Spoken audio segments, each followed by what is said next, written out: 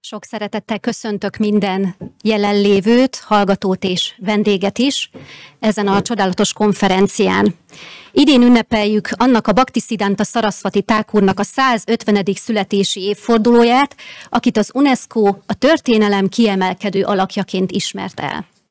A 20. század egyik legnagyobb kulturális és spirituális reformere tudta, hogyan élhetünk egyensúlyban és boldogan, függetlenül a körülöttünk zajló változásoktól. Ezen a napon feltárjuk, mi volt a lelki forradalma, és hogyan hat mindez a mai világra. A Bhaktivedanta Hittudományi Főiskola által emlékére szervezett konferencia jelentős öröksége előtt tiszteleg. Bhaktisiddhanta Sarasvati Thakur 1874-ben született Orisszában, vaisnava családban, ahol a bhakti jóga szellemében nevelkedett. Nyugati és hagyományos indiai oktatásban is részesült, és a gyarmati Kalkuttában hamarosan elismert vezető értelmiségé vált. Életcéljául a Caitanya hagyomány széles körű újjáélesztését és megőrzését tűzte ki. Megalapította a Gaudíya Math intézményét, amely 64 indiai és 3 nemzetközi központjával a bhakti hagyomány tanításait terjesztette könyveken, folyóiratokon és közösségi programokon keresztül. Cölibátusban élő szentként nem vetette meg az anyagi világot, hanem eszközként kezelte. A kor legújabb technológiai és kommunikációs vívmányait is alkalmazta, miközben gondosan megőrizte a szentírások teológiai alapjait. E rugalmas megközelítés elősegítette a Gaudíya Math fejlődését és tanításainak széles körű terjesztését. A mozgalom nemzetközi hatása a Bhaktisiddhanta Sarasvati tanítványa, észi Bhaktivedanta Swami Prabhupádára révén valósult meg, aki megalapította a Krisna-tudat nemzetközi közösségét. Az előadások során Bhaktisiddhanta Sarasvati életművének különféle aspektusai tárulnak fel. Társadalmi háttere, intézményeinek kiépítése, szisztematikus oktatási rendszere, valamint az egyetemes védikus tudás megőrzésének és aktualizálásának általa használt módszerei. Az előadások alatt lehet kérdéseket feltenni, megfogalmazni, mégpedig a létkérdés.hu honlapon megtalálják a menüben a kérdések részt, és minden egyes előadóhoz fel lehet tenni akkor a megfogalmazott, nagyon izgalmas felvetéseket. A konferencia kiemelt előadója dr. Ferdinando Sardella, a védikus hagyomány és Bhaktisiddhanta Sarasvati Thakur életének nemzetközileg elismert kutatója, aki mélyreható előadásával nyitja meg az eseményt. A további előadásokat a Bhaktivedanta Hittudományi Főiskola oktatói tartják, akik Bhaktisiddhanta Sarasvati életének és munkásságának hazai szakértői és aktív kutatói. Ferdinando Sardella svéd származású kutató, aki doktori disszertációját a Gothenburgi Egyetemen Bhaktisiddhanta Sarasvati életéről és tevékenységéről írta, majd posztdoktori kutatásait az Uppsalai Egyetemen végezte. Jelenleg a Stockholmi Egyetem docense és az Oxfordi Hindu Tanulmányok Központjának kutatója, ahol a modernkori bengáli vaisnavizmusról szóló kutatási projekteket vezeti. Társalapítója a Bhaktivedanta Research Centernek, amiről később szintén láthatnak majd egy bemutató filmet. Kutatási területei közé tartozik a hinduizmus, dél-ázsiai tanulmányok, bengáli tanulmányok, jóga, új vallási mozgalmak, valamint a vallásszociológia és vallástörténet. Széleskörű terepmunkát végzett Indiában, különösen a vaisnava hagyományok területén. Bevezető előadása Sríla Bhaktisziddhánta Szarasvati kiemelkedő tevékenységeit mutatja be, különös figyelemmel a gaudíja-vaisnavizmuson belüli reformjaira és az odaadó gyakorlat megújítására tett elkötelezett munkájára. Fogadják szeretettel! Thank you so much for inviting me. Köszönöm szépen a meghívást. And today I will present some of my research about Bhaktisiddhanta Sarasvati. És ma be fogom mutatni a Bhaktisiddhanta Sarasvatiról szóló kutatásaimnak egy részét. I will summarize his life, Össze fogom foglalni az életét, discuss scholarly contributions and philosophical vision, megbeszéljük a tudományos hozzájárulásait és a filozófiai látásmódját, and at the end present colonial and contemporary relevance. és a végén pedig beszélni fogunk arról, hogy mi volt a relevanciája a gyarmati időszakban és manapság. So Bhaktisiddhanta Sarasvati was born on February 6th, 1874 in Jagannapuri in Orissa. Bhaktisiddhanta Sarasvati 1874. február 6-án született Jagannath-puriban, Orisszában.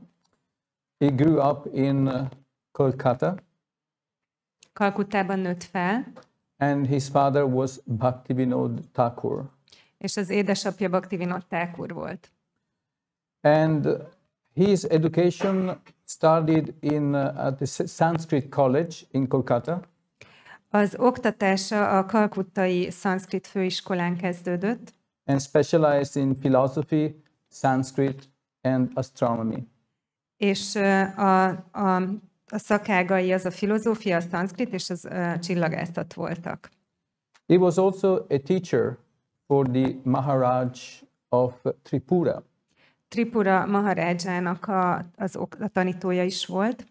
It's a region of Bengal in the northeast. Ez Bengál északkeleti részén egy régió. There he studied a lot of books Ott nagyon sok könyvet tanulmányozott, in English, in Sanskrit, and Bengali. angolul, szanszkritul és bengáliul. He initially was not sure whether he wanted to read a lot of English texts. Eredetileg nem volt benne biztos, hogy szeretne vagy akar-e sok angol nyelvű szöveget olvasni, But he liked to read it to understand different arguments. de szerette olvasni őket annak érdekében, hogy különféle érveket megértsen, And find counter arguments és aztán megtalálja az ellenérveket. about philosophy, A filozófiáról, science, tudományról and other topics. és más témákban. He accepted sannyas in the year 1918, 1918-ban lépett a szannyász rendbe, and his sannyasi was quite new for gaudíja-vaisnavizm at the time. és akkoriban a gaudíja-vaisnavizmusban a szannyász az egy újdonság volt. So there was already something new. Tehát ez már eleve egy új dolog volt.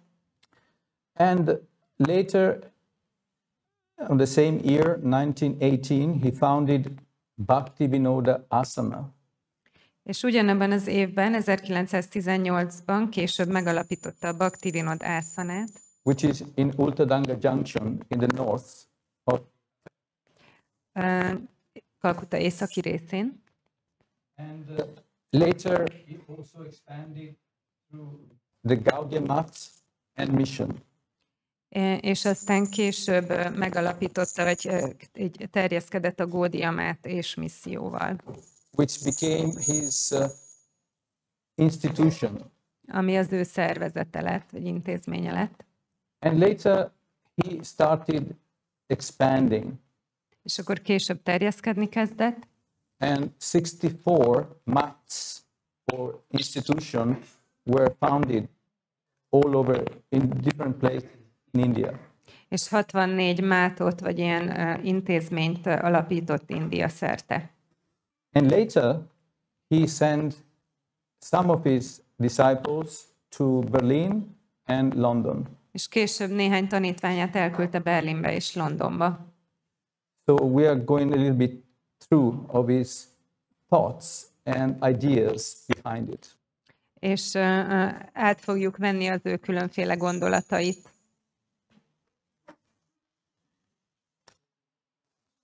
So the sources of devotional influence, one was his father, Bhaktivinoda Thakura.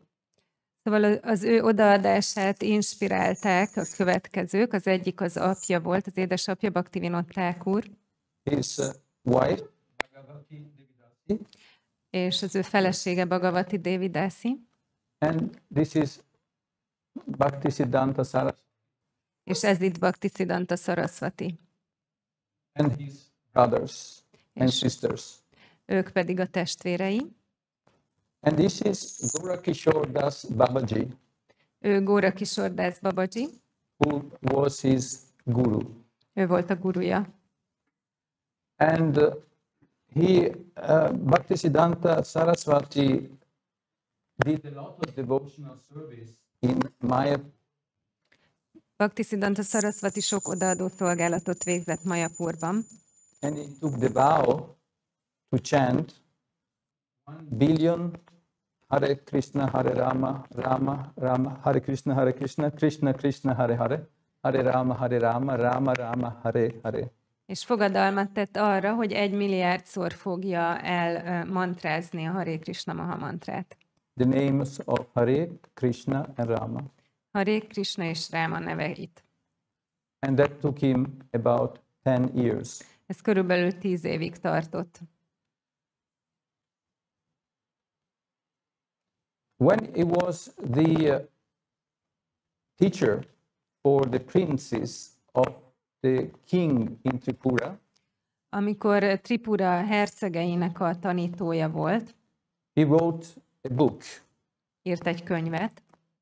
In Bengali is Bonge Samajikata Varna Dhammagata Samaj.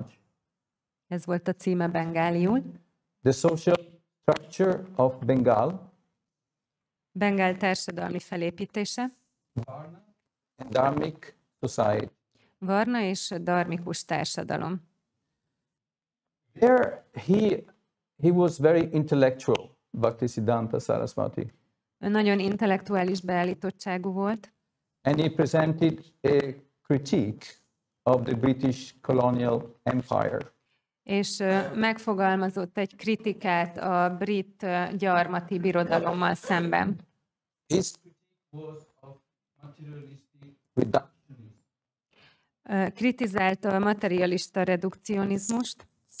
And he presented Indian philosophy as a counter to that.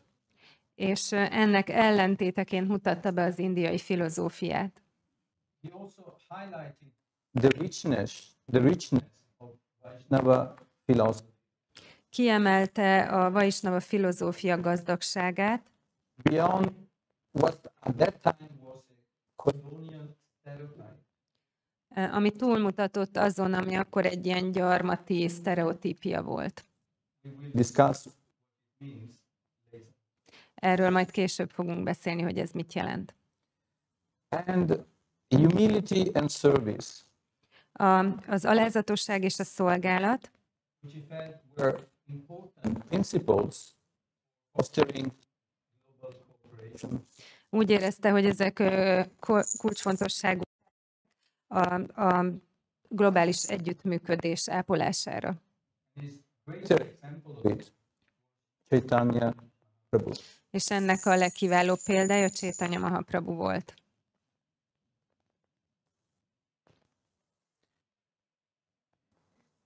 Here also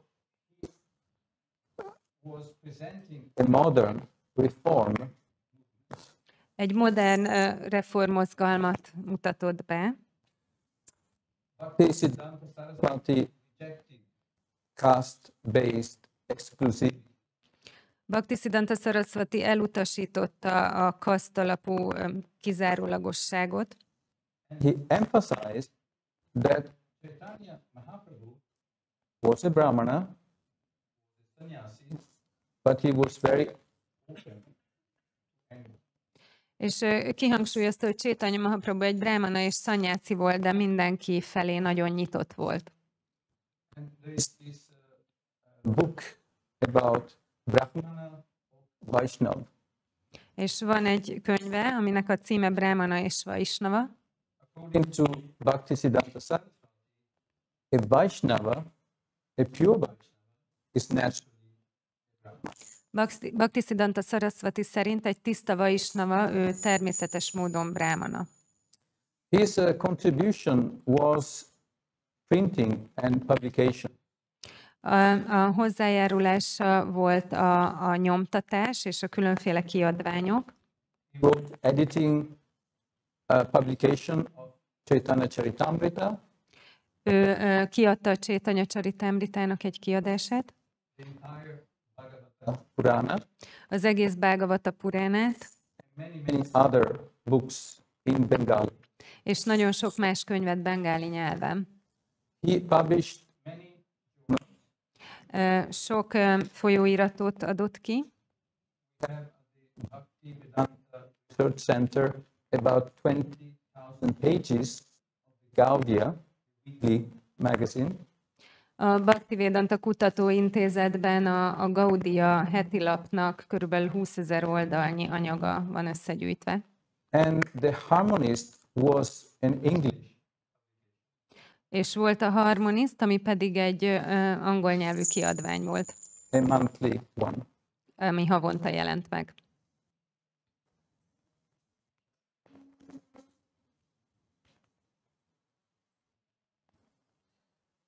His Bhaktisiddhanta Sarasvati's vision was engaged vision.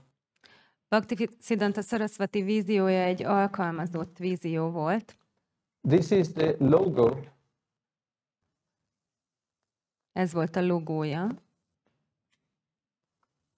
Of the Gaudíya magazine. A Gaudíya magazinnak. And you can see here in the middle, O Nama, the holy name. Itt középen azt láthatjátok, hogy Ó Náma, tehát a szent név. Coming from Chaitanya Mahaprabhu. Chaitanya Mahaprabhutól ered. And here is the Bhagavata Purana. Itt a Bhagavata Purana. This is Chaitanya Mahaprabhu. Ez Chaitanya Mahaprabhu. And this is the ritual of worship of the deities. Ez a Murti imádat rituáléja. This is called raga, which means with deep love, spontaneous devotional service. Ezt rágának hívják, ami azt jelenti, hogy nagyon mély szeretettel végzett spontán odaadó szolgálat. This is kirtan, the chanting of the holy name publicly. Ez a kirtan, a szent név nyilvános éneklése. With a printing press. És itt egy nyomdát láttok. Which he considered to be a chanting of the wisdom and philosophy of Chaitanya Mahaprabhu. És erre úgy tekintenek, mint Chaitanya Mahaprabhu bölcsességének és filozófiájának az éneklése. Bhaktisiddhanta Sarasvati was a renuncier. Bhaktisiddhanta Sarasvati nagyon lemondott volt. But at the same time, he was engaged. De ugyanakkor mégis lefoglalta magát. That means that he did not consider doing things with material energies negative. Ami azt jelenti, hogy nem volt negatív a felfogása arról, hogy anyagi dolgokkal tehát hogy dolgozzon, hogy felhasználja őket. Bhaktisiddhanta Sarasvati emphasized the profound service of divine love and spiritual practice. Bhaktisiddhanta Sarasvati hangsúlyozta a lelki szolgálatban a szolgálatot és az isteni szeretetet. He founded also the Vishva Vaisnava Raja Sabha. Megalapította a Vishva Vaisnava Raja Szabát is. Which has the word Vishva, which means the world. Amiben benne van a Vishva, vagyis a világ szó. And the Gaudíya Math and mission. És a Gaudíya Math és missziót. Became a platform for revitalizing and disseminating these principles. ami annak a platformja volt, hogy ezeket az elveket így újraélessze és terjessze. Chanting Hare Krishna mantra was very important, of course. És természetesen nagyon fontos volt a Hare Krishna mantra éneklése. Here we see some of the Sankirtan that he practiced in Kolkata, the capital city of the British Empire. Itt láthatjátok a Sankirtant Kalkuttában, ami a brit birodalom fővárosa volt. És ez így. And this is outside of Ultadanga Junction in North Calcutta. És ez a Ultadanga Junction előtt volt Kalkuttában. That is that he founded in 1918. Amit 1918-ban alapított. And which are now being repaired, and anyone can visit it. Ez most felújítás alatt áll, és bárki meglátogathatja. The ultimate goal, transcendental love, prema bhakti. A végső cél, a transzcendentális szeretet, a préma bhakti. The highest form of devotion. Az odaadás legmagasabb rendű formája. Characterized by selfless. Amit az önzetlen. Transcendental love. Transzcendentális szeretet jellemez. For the divine personality of Godhead. Az Istenség legfelsőbb személyisége felé. This is the Yogapith that Bhaktisiddhanta Sarasvati built in 1934 in Mayapur. Ez Yogapith, amit Bhaktisiddhanta Sarasvati 1934-ben épített. This is the birthplace of Caitanya Mahaprabhu that Bhaktivinoda Thakura found. Ez Caitanya Mahaprabhu születési helye, amit Bhaktivinoda Thakura talált meg. And the Yogapith is the connection between the spiritual level and the material level. És a Yogapith a kapcsolódási pont a lelki és az anyagi szint között. And this Yogapith building is a reflection of the different levels of planes. És ez a Yogapith épület, ez a különféle szinteknek a tükröződése. From Bhur, which is our material, earthly level. Ez a Bhur, ami anyagi, földi szintünk. To the highest level with pole star, for example, Dhruva and Vishnu. Ez a legmagasabb szintig, ami a sarkcsillag, ami Dhruva és Vishnu bolygója. This is the book that I wrote about Bhaktisiddhanta Sarasvati. Ez az a könyv, amit Bhaktisiddhanta Sarasvatiról írtam. The fourth image of the book. Ez a könyvben a negyedik kép. So as we delve into today's presentations, it becomes clear that Sríla Bhaktisziddhánta Sarasvati's profound contributions from the cornerstone of many of the themes under discussions. Ahogy belemerülünk a mai előadásokba, akkor láthatjuk, hogy Bhaktisiddhanta Sarasvati hozzájárulása a legtöbb előadásnak a sarokpontja lesz. We will have Manjari Devidasi present about the role of education. Manjari Devidasi az oktatás szerepéről fog beszélni. Shyamasundara Das about spiritual instructions. Shyamasundara Das a lelki tanításokról. And Bhakti Lata Devidasi about comparative Vaisnava studies. És Bhakti Lata Devidasi az összehasonlító vaisnava tanulmányokról. The next part is about scholarly contributions and philosophical vision. A következő rész az a tudományos hozzájárulásokról és a filozófiai látásmódjáról szól. One institution that was started by Bhaktisiddhanta Sarasvati is the Kolkata Sarasvata Chatushpati.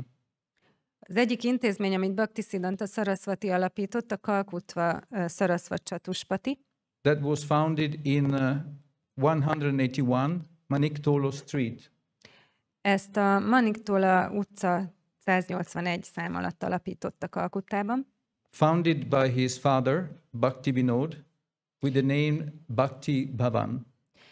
És ezt eredetileg az édesapja Bhaktivinoda alapította Bhakti Bhavan néven. Bhakti Bhavan was a center for Bhaktivinoda Thakura to meet intellectuals, British and others.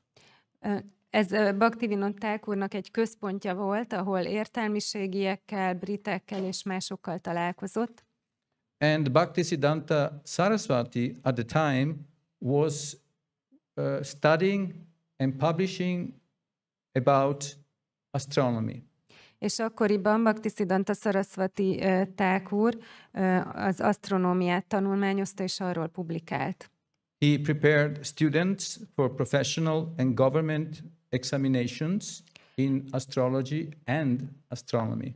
Diákokat készített fel egyetemi és állami vizsgákra csillagászatból és asztrológiából.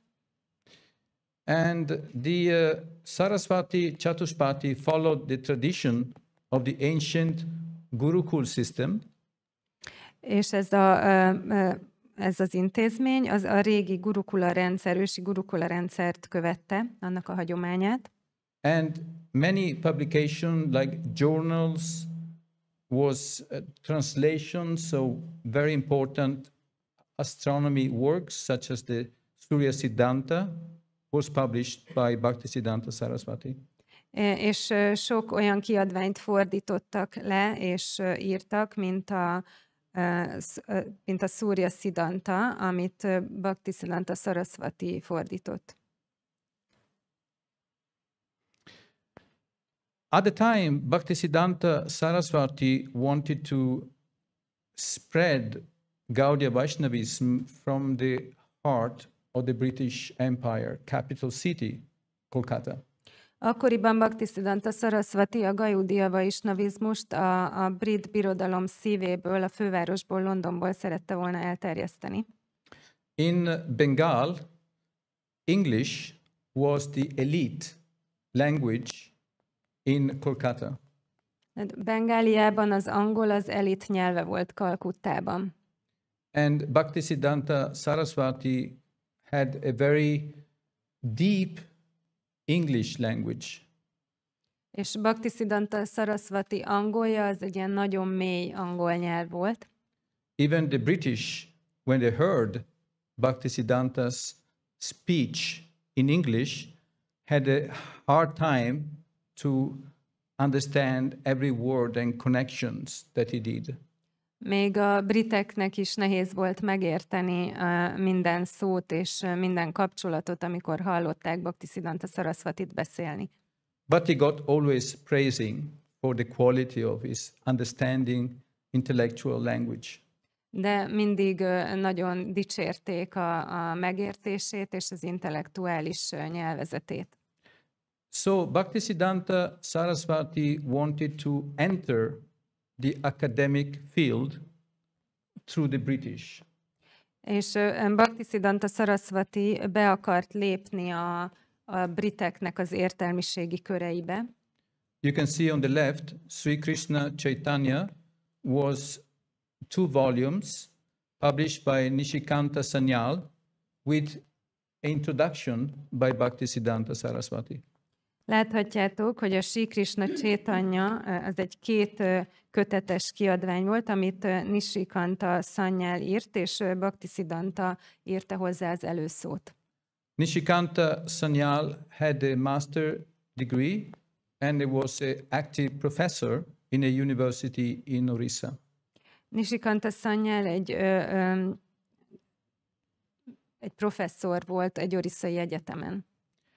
And another work was Sambhidhananda Das for a PhD at the University of London.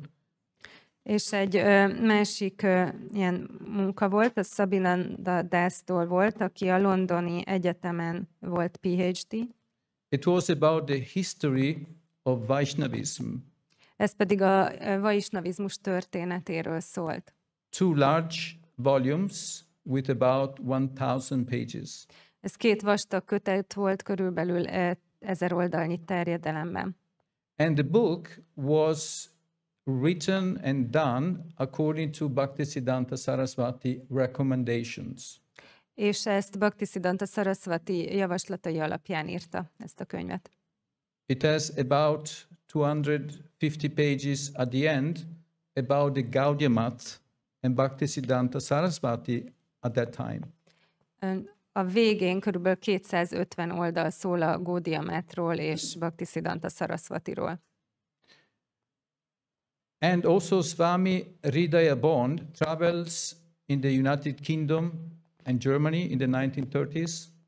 És a 30-as években, az 1930-as években Hridaya Bond Swami is utazott Angliában és Németországban.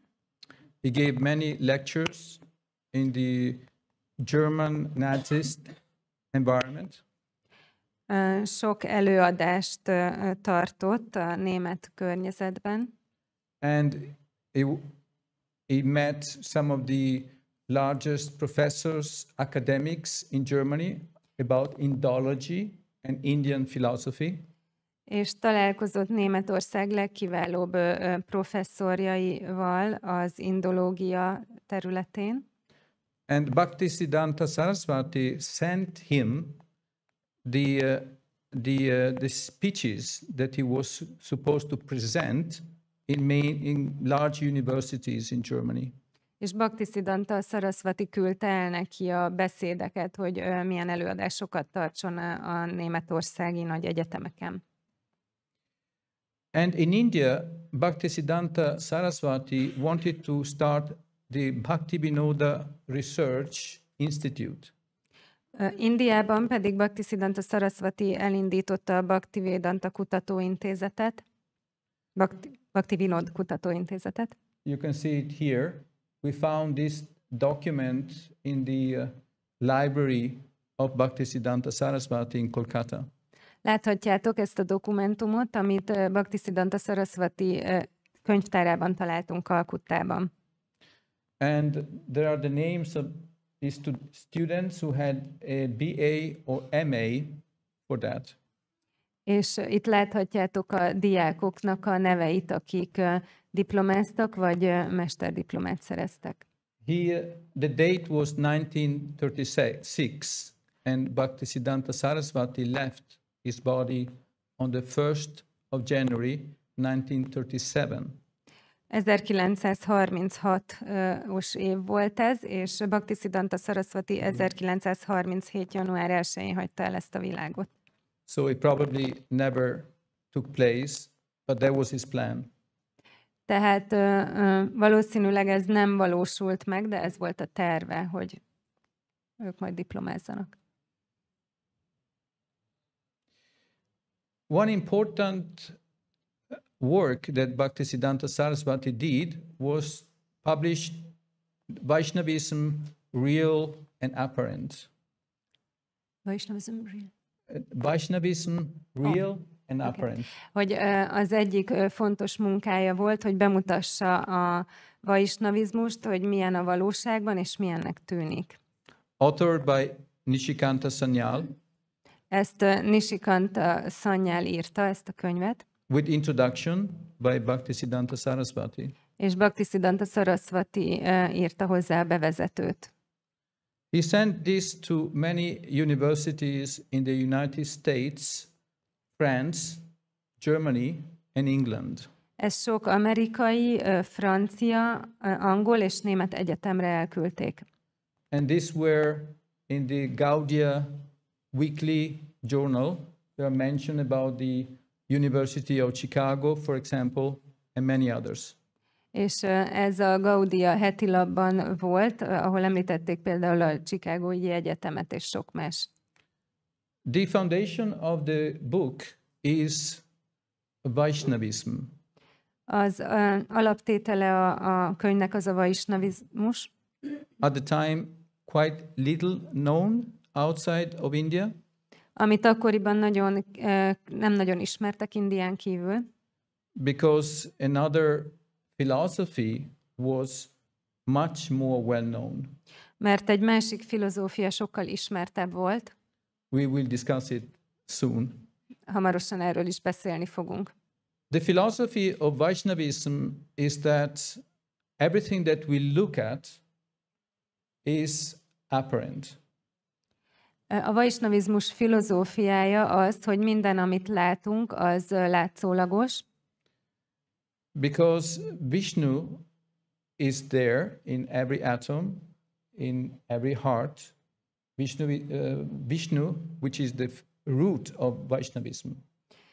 Vishnu, aki a vaisnavizmus gyökere, ő ott van minden atomban és mindenben. And the entire cosmos is connected. És az egész kozmosz kapcsolatban áll egymással. This is about the perspective, Vaishnava perspective.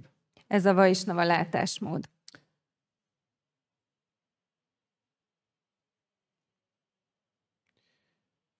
There was also intersections of Western culture and Chaitanya's teachings. Tehát voltak részek az Úr Caitanya tanításaiban, amik kapcsolódtak a nyugati kultúrához.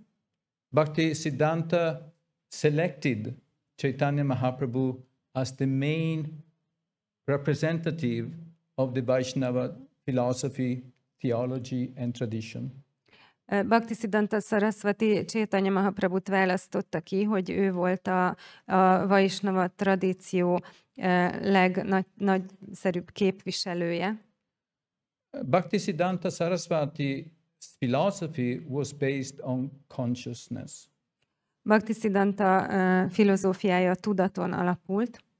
That only matter is not enough to understand reality. Hogy ahhoz, hogy megértsük a valóságot, nem elégséges az anyag. So Sadananda Das, which is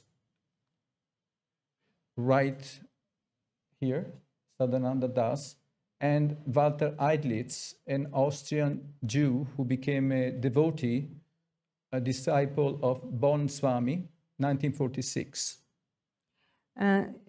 És akkor volt Sadananda Das és Walter Eidlitz, aki egy zsidó származású tanítványa volt Bon Swaminak.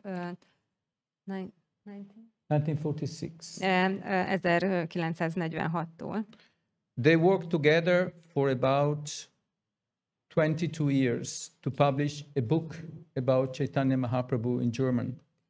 Ők 22 éven keresztül dolgoztak együtt, hogy publikáljanak egy könyvet német nyelven Chaitanya Mahaprabhuról. And his book Krishna Chaitanya, sein Leben und seine Lehre in German was published by my university, Stockholm University, my same department, History of Religions, in 1968.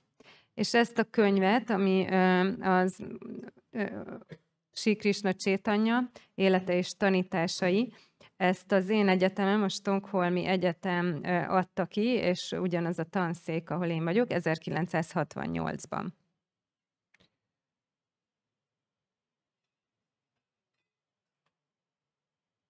So Bhaktisiddhanta emphasized achintya bheda habeda, simultaneous oneness and difference.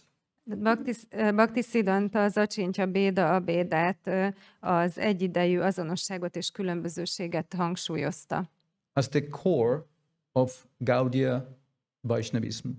Hogy ez a gaudíja-vaisnavizmus alapja.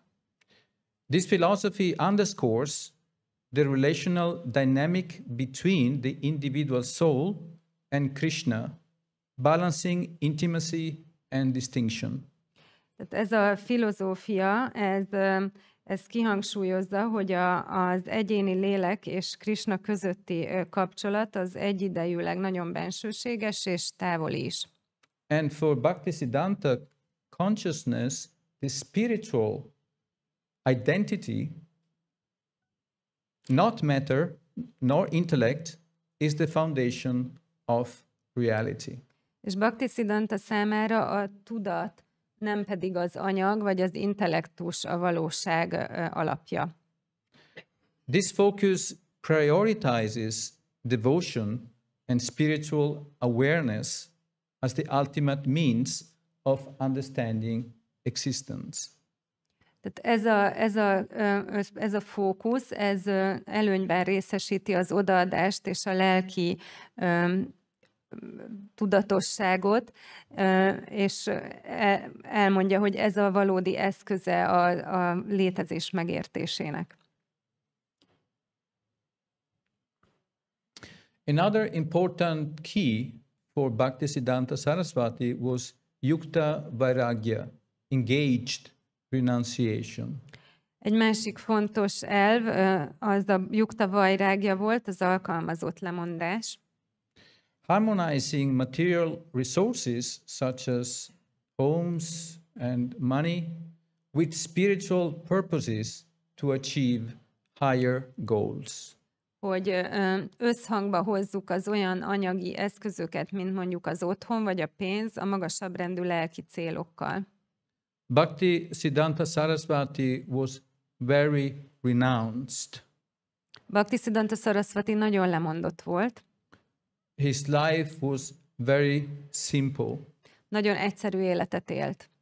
But innovatively utilized modern technologies like printing presses, de felhasználta a modern technológiát, mint például a nyomdagépek. Traveling by trains, Vonattal utazott. And cars for spreading spiritual teachings. Vagy akár autókkal, hogy terjessze a lelki tanításokat.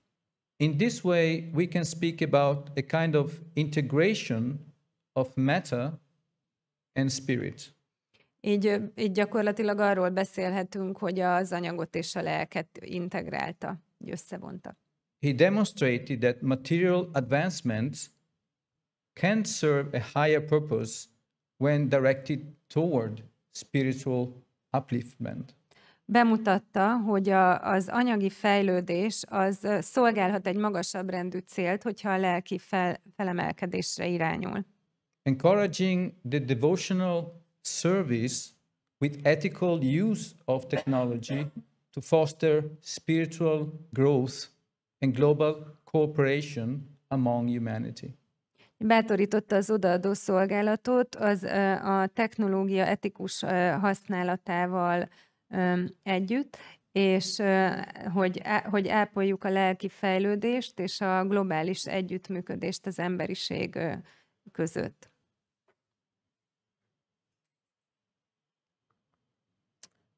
The third part is colonial and contemporary relevance of Bhaktisiddhanta's service.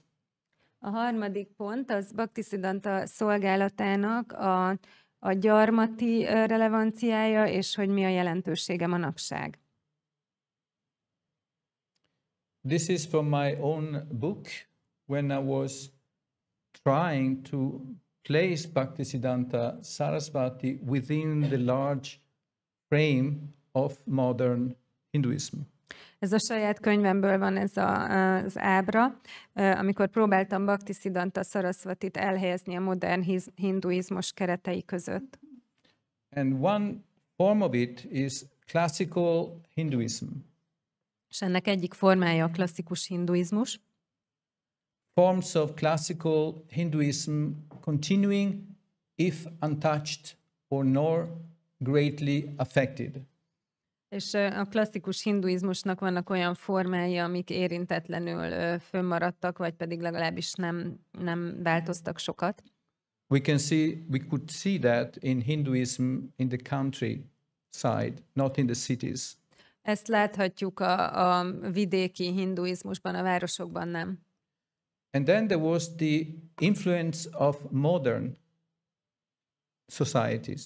És aztán ott volt a modern társadalom befolyása, Influenced by the British Orientalism, Serampore mission and Unitarian ideas. ezt befolyásolta a brit orientalizmus, a Serampore misszió és unitárius elképzelések. And many other elements in this enormous development of the British Empire. És sok más elem a brit birodalom fejlődése során. And then modern Hinduism with two tracks. És aztán ott van a modern hinduizmus két irányzata. One is the Michaelis in her work 2005, she called Neo-Hinduism. Az egyiket Michaelis 2005-ben neohinduizmusnak nevezte, which is the main track of Advaita, Vedanta, Brahman and Monism. ez az Advaita Vedanta Brahmannak a fő csapásvonala, és a monizmus. This was the Bengali elite favorite philosophy. Ez volt a bengáli elitnek a fő kedvenc filozófiája. Because the British could accept it, Mert a britek ezt el tudták fogadni. while they would not accept deities and forms Viszont nem fogadták el a murtikat és a formákat. due to the Christian perspective, A keresztény nézőpontjuk, látáspontjuk miatt, that God has no forms. ami szerint Istennek nincs formája. And the other track is modern Hindu traditionalism, A másik irányzat az a modern hindu tradicionalizmus, where tradition means the older tradition. ahol a tradíció a régebbi hagyományokra utal. And here I placed Bhaktisiddhanta Sarasvati and the Gaudíya Math and mission as a traditionalist movement. És itt a Gaudíya Mathot és Bhaktisiddhanta Sarasvati mozgalmát, mint egy hagyományőrző, tradicionalista mozgalomnak mutattam be. His goal was not to change gaudíja-vaisnavizmus philosophies and understandings, Nem az volt a célja, hogy megváltoztassa a gaudíja-vaisnavizmusnak a filozófiáját és a megértéseit, but adjusted it to the modern and the British influence. hanem hogy hozzáigazítsa a modern és a brit befolyáshoz. Here it's a comparison between Bhaktisiddhanta Sarasvati and Swami Vivekananda. Ez egy összehasonlítás Bhaktisiddhanta Sarasvati és Vivekananda Swami között, Which is differences in the perspective. Itt a különbségeket emeltem ki a látásmódjukban. As I mentioned, Bhaktisiddhanta Sarasvati's background was Calcutta, where he had the Bagbazar Gaudíya Math, Ahogy említettem, Bhaktisiddhanta Sarasvati háttere az Kalkuttában volt, ahol a Bagbazar Gaudíya Math volt található. His father was Datta, Kedarnath Datta, Bhaktivinoda Thakura. Az édesapja Kedarnath Datta, vagyis Bhaktivinoda Thakura volt. His family were Kayastas, A családja kajaszta volt, which is administrators. ami egy ilyen vezetői vagy menedzseri, adminisztrátori kaszt. And Swami Vivekananda, his father was also Datta, És Vivekananda Swami édesapja is Datta volt, and he was also from a Kayasta family. és ő is egy kajaszta családból származott. And they were born in the north of, not born, but they were very active in the north of Kolkata also. És mind a ketten Kalkutta északi részén voltak nagyon aktívak. Bhaktisiddhanta Sarasvati founded the Gaudíya Math and mission. Bhaktisiddhanta Sarasvati megalapította a Gaudíya Math és missziót, And Swami Vivekananda founded the Ramakrishna Math and Mission. És Vivekananda Swami a Ramakrishna Math és missziót alapította meg. There are many similarities in ways. Bizonyos módon sok a hasonlóság közöttük, But the difference is in philosophy. de a különbség az a filozófiájukban rejlik. Swami Vivekananda's focus was monism.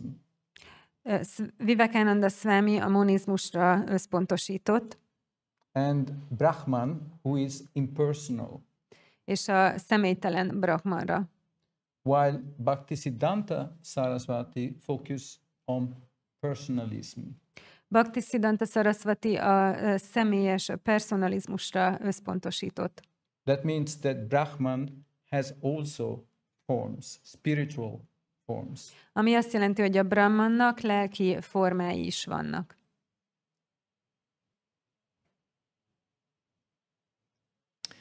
Bhaktisiddhanta Sarasvati needed to have patronage for his plans to expand outside of India. Bhaktisiddhanta Sarasvatinak szüksége volt pénzügyi támogatásra a terveihez, amelyek szerint Indián kívül is terjeszkedni akart. This is an image of John Anderson, the British governor of Bengal. Ez a kép John Andersont látjuk, aki Bengál brit kormányzója volt. That Bhaktisiddhanta Sarasvati invited to come to Mayapur. És Bhaktisiddhanta Sarasvati meghívta őt, hogy ellátogasson Mayapurba. On January 15, 1935. 1935. január 15-én. He had a very good relationship with the British. Nagyon jó kapcsolatot ápolt a britekkel. And that was based on the service of his father, Bhaktivinoda Thakura. És ez Bhaktivinoda Thakura, az édesapja szolgálatára alapult. Who worked in basically his whole professional life as administrator, as a court responsible for the British Empire in India. Aki gyakorlatilag egész életében vezetői pozíciót töltött be, és a Brit-India bíróságain dolgozott. So, one of the results of these connections with the British was that the Gaudíya mission established an institute, a center in London. És ezeknek a britekkel való kapcsolatoknak az egyik eredménye volt, hogy a gaudíja-vaisnavizmusnak létrejött egy központja Londonban. Here you can see Bon Swami, one disciple. Itt láthatjátok az egyik tanítványát, Bon Swamit. Very active, they are in London now. Ők nagyon aktívak Londonban. He wrote thousands of letters. Több ezer levelet írt. To intellectuals, kings in Europe. Különféle értelmiségieknek és európai királyoknak. And archbishops and all kinds of intellectual and advanced persons. És érsekeknek és mindenféle tehát magasrendű értelmiségieknek. And this is Tirtha Swami. Ez itt Tirtha Swami. Who was initiated by Bhaktivinoda Thakura, his father. Akit az édesapja Bhaktivinoda Thakura avatott and took sannyas from Bhaktisiddhanta Sarasvati. És Bhaktisiddhanta Sarasvatitól fogadta el a szannyászrendet. And this is Lord Zetland. És ez Lord Zetlander. Lord Zetland was the Secretary of India in the British government. Lord Zetland a brit kormánynak Indiában a főtitkára volt. And here became the president of the Gaudíya mission in London. És ő lett a Gaudíya misszió elnöke Londonban. So this is the result of Bhaktisiddhanta's attempts to connect India, Vaishnavism, and the British at the time. Tehát ez lett az eredménye Bhaktisiddhanta azon erőfeszítéseinek, hogy kapcsolatot létesítsen a britek és India között. Bhaktisiddhanta Sarasvati in the 1930s was starting getting sick. Az 1930-as években Bhaktisiddhanta Sarasvati betegeskedni kezdett. The devotees asked him to go to London. És a bakták megkérték, hogy menjen el Londonba. And Bhaktisiddhanta Sarasvati even thought to go to the United States. És Bhaktisiddhanta Sarasvati még azon is gondolkodott, hogy elmenjen az Egyesült Államokba. But it was late. De már túl késő volt. And the Second World War started after this. És ezután tört ki a második világháború. So that was the reason why this development kind of stopped with the Second World War. És ez volt az oka annak, hogy ez a fejlődés megállt a második világháború. So the development of Bhaktisiddhanta Sarasvati institution, Bhakti Vaisnavism was developed globally through Sríla Prabhupád Bhaktivedanta Swami. És Bhaktisiddhanta Sarasvati intézményének és teológiájának a globális fejlődése az végül Bhaktivedanta Swamin keresztül történt meg. There is a famous meeting of Bhaktisiddhanta Sarasvati with Srila Prabhupada Bhaktivedanta Swami in 1922. 1922-ben lezajlott egy híres találkozó Bhaktisiddhanta Sarasvati és Srila Prabhupád Bhaktivedanta Swami között. Bhaktivedanta Swami was a Gandhi follower at the time. Akkoriban Bhaktivedanta Swami Gandhi követője volt. But Bhaktisiddhanta Sarasvati, during a meeting in Ultadanga Junction, asked him to focus instead on Chaitanya Mahaprabhu. De Bhaktisiddhanta Sarasvati egy találkozó alkalmával Kalkuttában megkérte, hogy inkább összpontosítson Chaitanya Mahaprabhura. The hero of Bengal. Bengál hősére. And he also asked him to preach that message in English. És arra is megkérte, hogy ezt az üzenetet angol nyelven prédikálja. Since Bhaktivedanta Swami had done his degree from the Scottish College in Kolkata. Mivel Bhaktivedanta Swami a kalkuttai skót főiskolán végezte a tanulmányait. And his English was very good. És nagyon jól beszélt angolul. And here we see the temple of Vedic Planetarium in Mayapur. Itt pedig láthatjuk Mayapurban a Védikus Planetárium templomát. One of the largest Hindu temples in India. Ami Indiában az egyik legnagyobb hindu templom. Based on the temple of Vedic Planetarium. Ami a Védikus Planetárium templomára alapszik. Which, according to some theories, was based on Bhaktisiddhanta's Yogapith.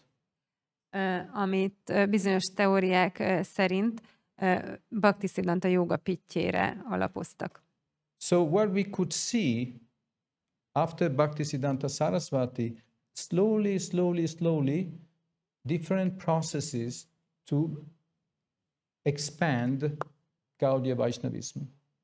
Szóval láthatjuk, hogy Bhaktisiddhanta Sarasvati után lassan beindultak különféle folyamatok, hogy terjesszék a gaudíja-vaisnavizmust. And despite the fact that when Bhaktisiddhanta Sarasvati left his body, the Gaudíya Math devotees, they start to have conflicts about who will continue that and how. És annak ellenére, hogy Bhaktisiddhanta Sarasvati eltávozása után a Gaudíya Math baktái között ellentétek jöttek létre, hogy ki legyen az intézmény feje, vagy hogy folytassák a munkát. So now today we have the International Society for Krishna Consciousness and many separate Gaudíya Maths, about 40-50, around, many of them around the world. Ma mégis itt van a Krisna-tudat nemzetközi szervezete, és kb. 40-50 Gaudíya Math világszerte. And this idea to have Vaishnavism as a spiritual path outside of India, open to everyone, is a reform movement started by Bhaktivinoda and continued by Bhaktisiddhanta Sarasvati. És ez az elképzelés, hogy a gaudíja-vaisnavizmus az mindenki számára elérhető legyen Indián kívül is, ez egy olyan megreformált mozgalom, amit Bhaktisiddhanta Sarasvati kezdett el. And based on Chaitanya Mahaprabhu's desire to have a global spreading of that philosophy and wisdom. És ez Chaitanya Mahaprabhu azon vágyán alapszik, hogy világszerte elterjessze ezt a filozófiát és bölcsességet.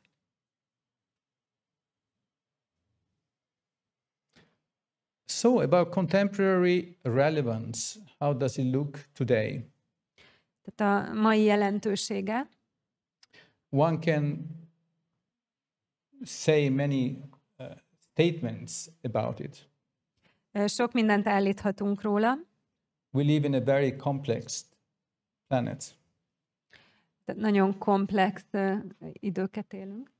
Bhaktisiddhanta Sarasvati's principles remain central to contemporary Indian spirituality, promoting spiritual consciousness and devotion, bhakti, as the highest spiritual ideal. Bhaktisiddhanta Sarasvati elvei továbbra is a korabeli indiai lelkiség központi elemét képezik, és promotálják az odaadást, a bhaktit, tehát a legmagasabb rendű lelki ideálként promotálják a bhaktit. About Vaishnavism as it is today in India, there is this vegetarianism in India is still very strong. A vaisnavizmusról általában Indiában, tehát a vegetarianizmus még mindig erőteljes Indiában. 70% of in Gujarat, the vegetarians.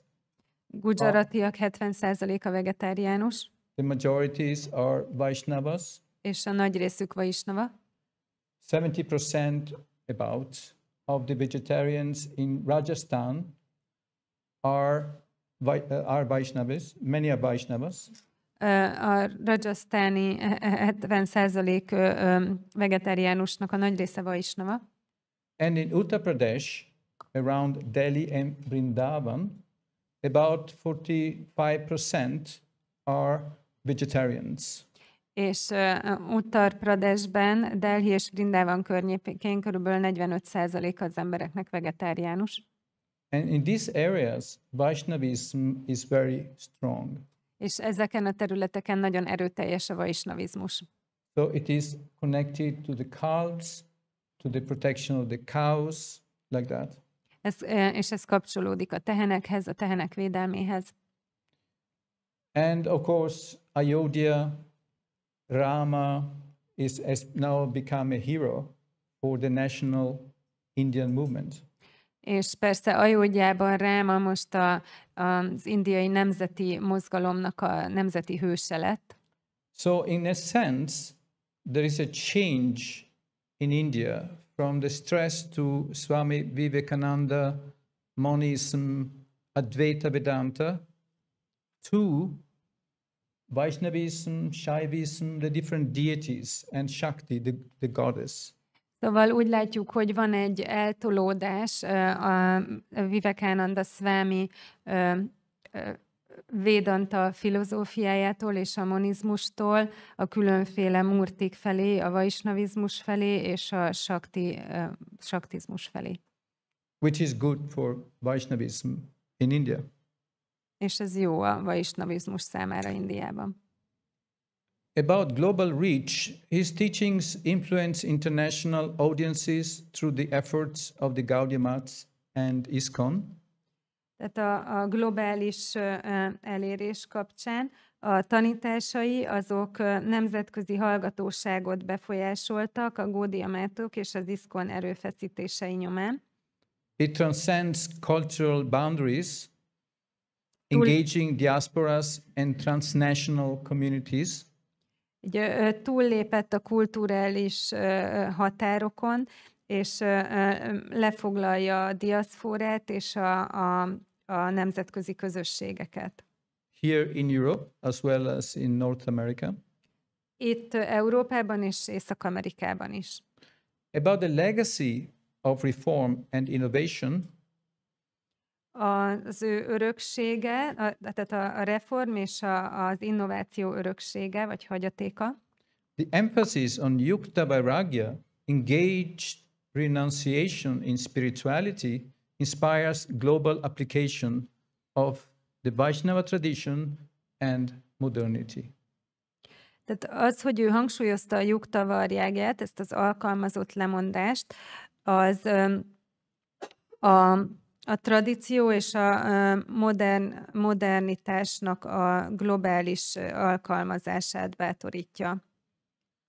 That created an adaptable framework for spiritual practice in a transnational global world. És ez egy olyan keretet teremtett a lelki gyakorlatokban, egy globalizált világban, ami alkalmazkodóképes. So in conclusion, A végkövetkeztetés, a final thought, egy végső gondolat. Bhaktisiddhanta Sarasvati's legacy bridges tradition and modernity, offering a foundation for global Vaishnavism and Vaisnava academic studies. Tehát Bhaktisiddhanta Sarasvati élete egy áthidalja az odaadás és a tudomány közötti szakadékot, és it was too long. Can you repeat the second half? There was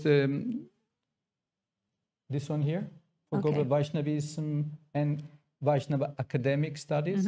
Tehát, hogy és ez egy alapot nyújt a globális vaisnavizmusnak és a vaisnava tanulmányoknak. And his work continues to highlight the dynamic interplay between spirituality, academia, and cross-cultural dialogue. És a munkája az továbbra is kiemeli a dinamikus interakciót a spiritualitás, az akadémia és a kultúrák közötti párbeszédben. Thank you. Köszönöm szépen.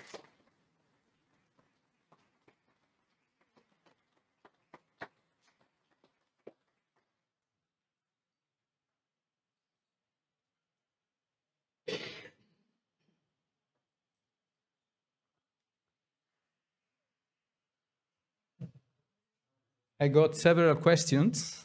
Van jó néhány kérdés. Could you elaborate a little more on why Bhaktisiddhanta Sannyasa was groundbreaking in Gaudíya Vaisnavism? Ki tudná fejteni, hogy Bhaktisiddhantának a szannyásza az miért volt egy áttörés a gaudíja-vaisnavizmusban? The easiest way to connect it to it is Caitanya Mahaprabhu. A legegyszerűbb módja ennek, hogy Caitanya Mahaprabhuval hozzuk kapcsolatba, who took sannyas himself in order to start preaching Gaudíya Vaishnava. There was no Gaudíya Vaisnavas at the time, but Vaishnavism. Aki maga is azért vett szannyászt, hogy elkezdje terjeszteni a gaudíja-vaisnavizmust, ami akkor még nem létezett, tehát a vaisnavizmust kezdte el terjeszteni. Sannyasi was the highest level, like a professor today at the time. Akkoriban a szannyász volt a legmagasabb szint, úgy olyasmi, mint manapság professzornak lenni. And in some ways it is still there in India. És manapság bizonyos módon ez még mindig jellemző Indiára. And I could say, this is just from my perspective, És csak az én nézőpontomból azt mondhatnám, that Vivekananda Swami had also started sannyasi a few years earlier. hogy Vivekananda Swami is elkezdte a szannyászt egy pár évvel előtte. And his movement has become very powerful. és az ő mozgalma is nagyon hatalmas, erőteljes lett. And so I think this kind of reasons to take sannyasi, establish himself, connecting to the Indians and also to the British, that was the easiest way in a sense. Tehát bizonyos értelemben ez volt a szannyász volt a legegyszerűbb, vagy legkönnyebb módja annak, hogy az indiaiakhoz és a britekhez is kapcsolódni tudjon. With renunciation as a sannyasi, as a service to Krishna. Tehát a lemondás szannyásziként, Krishnának való szolgálatként. Thank you. Köszönöm. Could you elaborate a bit on his conclusion about the varnashrama system? Ki tudná fejteni a varnashrama rendszerrel kapcsolatos végkövetkeztetését? The varnashrama system was weaker at the time. Akkoriban a varnashram rendszer gyengébb volt. But Mahatma Gandhi, he supported varnashrama. De Mahatma Gandhi támogatta a varnashramot. With the concept that every society needs to have different levels. Az volt a koncepciója, hogy minden társadalomnak szüksége van különféle szintekre. For Gandhi, it was not a question of the superior and the inferior. De Gandhi számára ez nem magasabb rendűt és alacsonyabb rendűt jelentett. But the fact that Brahmana, Kshatriya, Vaishya, Sudra, today would be Sudra workers, Vaishya business or agricultures, Kshatriya would be administration, politicians, soldiers, and Brahmanas, intellectuals, universities, like that. Tehát a súdrák azok manapság a kétkezi munkásokat jelentenék, a vaisják az üzletembereket és a mezőgazdasági termelőket, a ksatriák az adminisztrátorok és a katonaság, a brámanák pedig az értelmiség. With the idea that everything is connected. És az emögött az ideál, vagy az elképzelés, hogy mindez kapcsolatban áll egymással. So Bhaktisiddhanta Sarasvati was positive about varnashram because of his father, Bhaktivinoda. Szóval Bhaktisiddhanta Sarasvati azért állt pozitívan, vagy azért volt biztos a varnásramban, mert az édesapja Bhaktivinoda Thakura is az volt. But at the end, the caste system in Bengal was very strong at the time. De ugyanakkor a kasztrendszer nagyon erőteljes volt Bengáliában akkoriban. Logically to protect themselves against the British. Ez egy logikus reakció volt arra, hogy meg akarták védeni magukat a britek ellen. So he could not do much, Bhaktisiddhanta Sarasvati, about that, unfortunately. Szóval sajnos nem sok mindent tudott tenni ez ellen Bhaktisiddhanta Sarasvati. And a last question, what was Bhaktisiddhanta's opinion on British colonial rule? Is there any quote from him? Was there any notable interaction between him and a colonial ruler? Yes. Tehát, hogy mi volt a véleménye Bhaktisiddhanta Sarasvatinak a brit gyarmati irányításról, vagy hatalomról, és hogy vannak-e idézetek tőle, illetve hogy vannak-e feljegyzett interakciói gyarmati uralkodókkal. I showed the picture from John Anderson, the governor of Bengal. Tehát mutattam John Anderson képét, aki Bengálnak a kormányzója volt.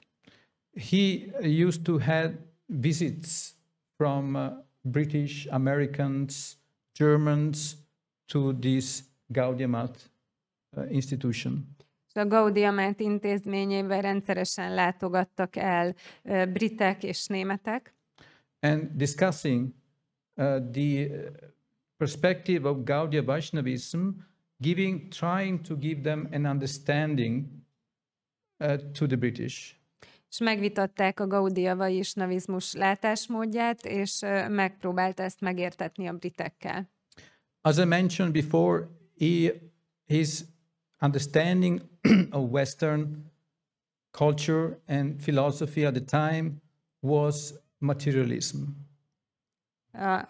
Ahogy már korábban említettem, az akkori megértés a nyugati kultúrában és filozófiában az a materializmus volt. Since the British were in India to make profit. Mivel a britek azért voltak Indiában, hogy nyereségre tegyenek szert. So he tried Bhaktisiddhanta Sarasvati to point the vaisnava perspective. Ezért Bhaktisiddhanta Sarasvati kihangsúlyozta a vaisnava látásmódot, nézőpontot. And as we saw, Lord Zetland, the Secretary for India in the British government, he appreciated it. És ahogy látjuk, Lord Zetland, aki a brit kormánynak a főtitkára volt Indiában, ő nagyra értékelte ezt. So Bhaktisiddhanta Sarasvati's opinions were very clear. Szóval Bhaktisiddhanta Sarasvati véleményei különbözőek voltak. But his goal was to expand Gaudíya Vaisnavism at the same time. De ugyanakkor az volt a célja, hogy elterjessze a gaudíja-vaisnavizmust. Thank you for the questions. Köszönöm a kérdéseket. And at the end, do you have any question? És itt a helyszínen vannak kérdések? Yeah?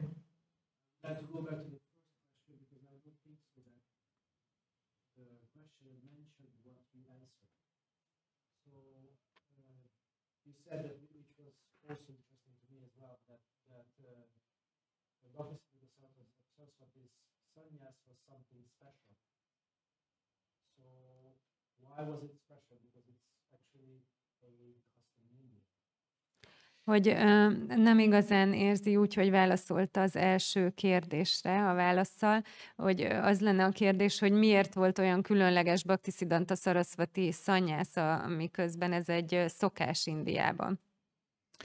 Thank you for the question. Bhaktisiddhanta Sarasvati, in a sense, was within the ashram system. Bhaktisiddhanta Sarasvati bizonyos értelemben az ashram rendszeren belül működött.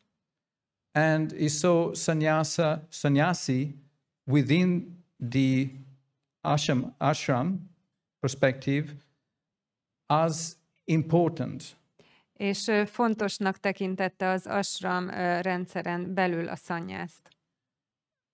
And in order to give inspiration for the grihastas. És azért, hogy inspirálja a grihasztákat.